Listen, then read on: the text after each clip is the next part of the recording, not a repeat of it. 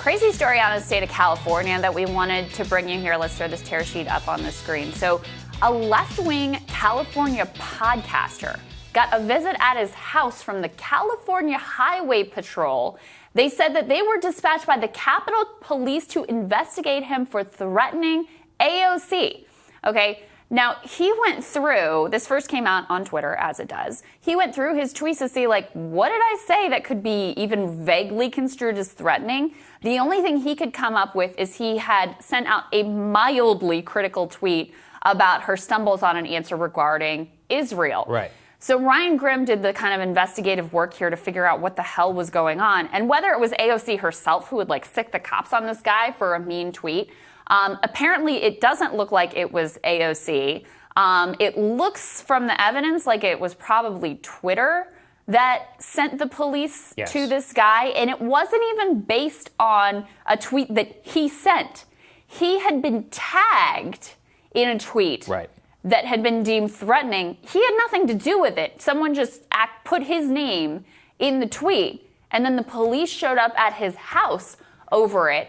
Glenn Greenwald, of course, talking about the civil libertarian, like how distressing this is that this is going on. First of all, he calls on AOC, since it was done from her name, to speak out about this. But he says, look, it's totally unacceptable for the Capitol Police to dispatch armed officers of the state to a home of a citizen to interrogate them over tweets criticizing a politician. And again, it wasn't even really about a tweet that he sent.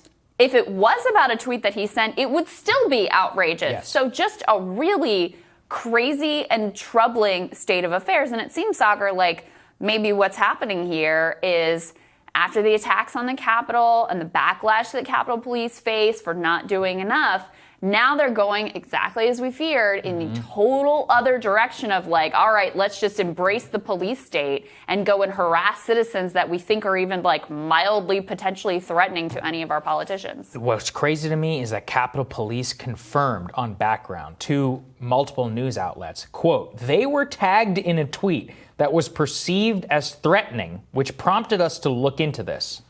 What? So Capitol Police is now monitoring not your tweets, your menchies, okay? Like we're talking here about your... By the way, I never do this. I just looked at some of the shit I'm tagged in. Oh, God. Just from the last 12 hours. There's some batshit crazy stuff here. So maybe please don't come after me in relation to anything I've been tagged in. And that's exactly the problem here, which is that it is completely outrageous that this guy... I mean, first of all, even if he did criticize AOC, who cares? Right. It's a free country. Right. Let's start second there. thing, which is he was tagged in a tweet, which is flagged by somebody at Twitter, up to the level of the Capitol Police, who dispatch California Highway Patrol to this man's house, who is rightfully terrified. I mean, do you know what?